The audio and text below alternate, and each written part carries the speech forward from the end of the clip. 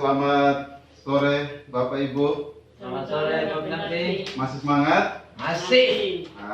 Soalnya materi kita dari pagi cukup melelahkan ya. Saya lihat di raut wajah Bapak Mama ini sudah loyo. Boleh kita mainkan yel-yelnya? Boleh. Nah, kira-kira yel-yel seperti apa menurut Bapak? Semangatmu. Ya, kalau saya bilang mana semangatmu? Ini semangatku. Oke. Mana semangatmu? Ini semangatku. Ya, oke, terima kasih. Baik, sebelum kita memasuki sesi terakhir, yaitu sesi penutupan, saya mau minta dari Bapak Mama untuk menyampaikan hal-hal penting dari pembahasan kita dari pagi tadi hingga hari ini. Kira-kira siapa yang mau menjawab terlebih dulu? Materi kita dari pagi tadi, ibu-ibu masih ingat? Ya, poin-poin pentingnya apa? Merencanakan pemasaran. Betul. Kedua, Merencanakan keuangan usaha. ketiga, Mengelola keuangan usaha. oke, betul semua ibu ya. Jadi walaupun kita sudah kecapean dari pagi sampai sore, tapi ibu-ibu masih semangat ya. Oke, baik. Selanjutnya kita menonton film.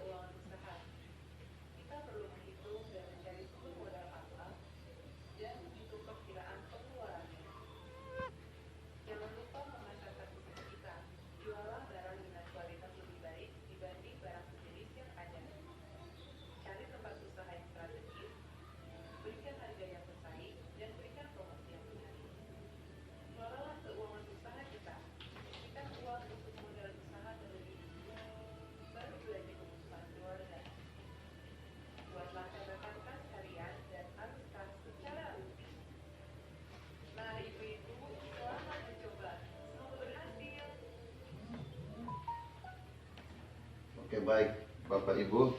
Jadi video yang kita nonton ini mengajarkan kita bagaimana,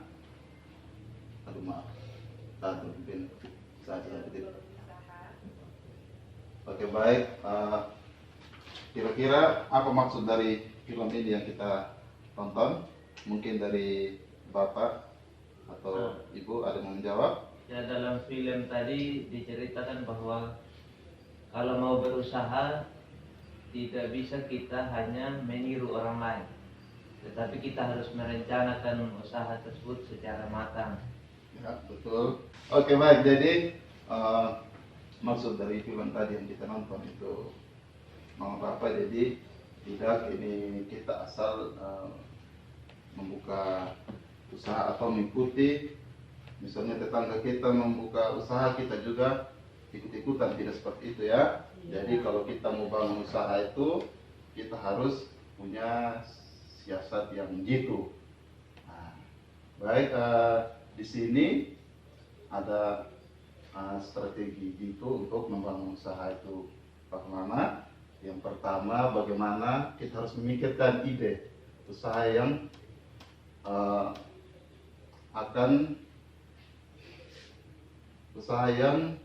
memanfaatkan hasil alam. Misalnya kita berusaha itu potensi lokal yang ada di sekitar kita itu seperti apa yang kira-kira kita usahakan. Misalnya kalau nelayan ya, kita mungkin bisa berusaha menjual alat tangkap, atau mungkin juga kita bisa berusaha bagaimana memproduksi ikan berskala rumah tangga, itu juga bisa seperti itu ya. Jadi kita harus punya kreativitas. Di sini banyak ikan tembang, Pak Pendamping. Nah, ikan tembang yang Pak Pendamping dapat, ikan tembang yang Bapak Mama dapat itu hanya bagaimana Bapak mengelolanya? Hanya jual di Papalele, baru Papalele ini yang jual ke tempat lain, ke Ngapu atau Sumba Barat. Nah, baik Pak Pendamping. Jadi ini Bapak, jadi kalau misalnya ikan itu naik terus Ya boleh bilang naik terus sepanjang tahun. sepanjang tahunnya, tapi kadang ada juga dia tidak ada. Iya, kan. Nah, jadi itu bagus. Jadi kira-kira ikan di situ kita harus juga mengetahui musimnya. Contohnya musimnya seperti apa. Nah, jadi baik Bapak Mama ya. Jadi kita harus dalam berusaha kita harus ini melihat potensi yang ada di sekeliling kita. Itu. Terus kedua, kita harus kumpulkan berbagai informasi untuk mengembangkan ide usaha. Jadi kita harus mencari ide-ide, kita harus mendapatkan kira-kira yang kita usaha itu seperti apa, itu perlu ya. Jadi supaya kita dalam berusaha tidak asal-asalan begitu. Nah, selanjutnya kita cari tahu kekuatan peluang, kelemahan, ancaman yang ada, pikirkan cara mengatasi kelemahan dan ancaman. Ya. Jadi setelah kita membangun usaha, ya kita tidak hanya sekedar membangunnya, tetapi bagaimana juga kita harus memikirkan ya, bagaimana jika suatu saat usaha kita bermasalah, bagaimana? Nah ini harus Bapak Mama harus pikirkan ya. Terus buat rencana keuangan usaha dan pastikan usaha dapat memberikan keuntungan. Nah ini yang harus kita ketahui semua Bapak Mama ya. Kita memang harus membuatkan rencana keuangan usaha. Nah bayangkan saja kalau kita berusaha tidak untung. Siapa yang mau di sini usaha tidak untung? Tidak ada. Atau Bapak mau untung?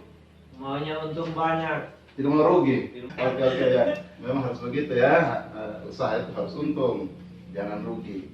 Nah, apalagi kayak usaha-usaha kita di sini, saya yakin pasti kegagalan itu kebanyakannya datang dari luar.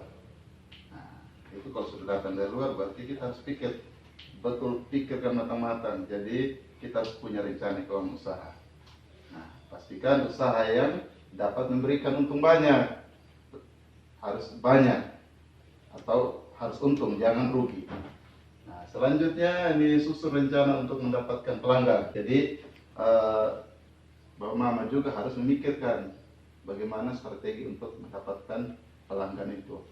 Nah, mungkin dengan cara-cara mempromosikan, atau misalnya kalau ibu ini Mama mau usaha kios, mungkin di antara jumlah barang yang dijual itu harus ada yang harganya turun. Nah itu contoh ya, supaya di Mama sini usahanya jualannya murah, yuk kita ke sana. Itu juga bisa jadi salah satu strategi ya. Tetapi jangan juga mengganggu usaha tetangga sebelah, begitu ya, bersaingnya sehat. Bisa Bapak Mama ya? Bisa dipraktekkan? Bisa. Ya, saya tunggu ya. Ini terus setelah itu siap digraduasi kan? Siap. Oke, baik. Nah, selanjutnya catat seluruh pemasukan dan pengeluaran untuk memantau perkembangan usaha. Jadi kita harus mencatat semua seluruh pemasukan dan pengeluaran. Nah, supaya kita tahu perkembangan uang kita di mana, supaya kita bisa memilah mana yang modal, mana yang untung. Nah, kalau kita tidak bikin itu, kalau kita tidak membuat catatannya, bahaya. Akhirnya kita tidak tahu untung, tidak tahu rugi, tidak tahu modal, tidak tahu bunganya ya. Jadi harus. Nah, selanjutnya cari tahu kekuatan. Buat arus kas tahunan untuk mengetahui apakah untung yang didapat meningkat tetap atau menurun. Nah, jadi ini laporan perkembangan tahunannya. Tadi kan kita buat harian ada, bulanannya ada, bahkan mungkin ada yang buat mingguan. Nah di sini kita harus tahu Bapak Mama. Jadi setiap tahun itu kira-kira kita naik atau turun usahanya. Ya, misalnya tahun 2020 usaha kita untung 10.000. Nah di tahun 2021 ya kalau bisa naik 20.000 jangan turun 5.000. Nah ini maksud dari arus kasnya. Jadi ketika kita melakukan pencatatan berarti kita mengetahui arus kas kita, perkembangan usaha kita. Nah itu Bapak Mama materi kita hari ini. Semoga materi yang kita pelajari hari ini atau pelajaran kita hari ini dapat bermanfaat untuk Bapak Mama semuanya. Dan saya mengharapkan setelah kembali dari tempat ini kita semua mempraktekkan di rumah tangga kita atau di usaha kita masing-masing ya. Kita menutup acara kita. Saya mau ingatkan kembali lagi seluruh pelajaran yang kita sudah pelajari dari tadi. Saya mau putar film lagi ya. Kita putar film ya Bapak Mama ya. Iya, betul. Masih semangat? Masih. Oke ya. Ibu-ibu, uang rumah tangga perlu dikelola agar pengeluaran bisa seimbang dengan pendapatan. Semakin terbatas pendapatan kita, semakin harus terampil kita mengelola uang rumah tangga. Bagaimana caranya?